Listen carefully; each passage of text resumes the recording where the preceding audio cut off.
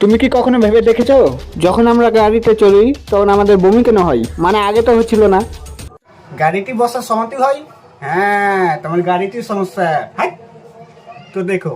যখন আমরা গাড়িতে বসি এবং গাড়ি চলতে থাকে তখন চোখ গাড়ির ভেতরে দেখে এবং ভাবে, তখন চোখের মনে হয় গাড়ি তো এক জায়গাতেই দাঁড়িয়ে আছে, কিন্তু কানকে মনে হয় না। কেন?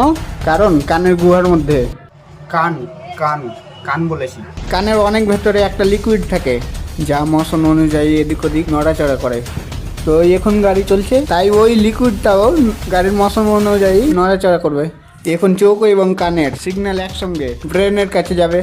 তখন চোখ বলে চলছে, কান বলছে চলে না। চলছে, চলে না। চলছে, চলে না। আরে ভাই চলছে না, ভাই চলে না। এই আলাদা আলাদা সিগন্যাল আসার কারণে ব্রেনের মনে হয় হয়তো শরীরের মধ্যে বিষাক্ত জীবাণু ঢুকে পড়েছে, যার কারণে এসব হচ্ছে। তাই সেটাকে বের করার জন্য ব্রেন বমি করিয়ে দেয়। आप कहाँ थे ज्ञानी बाबा?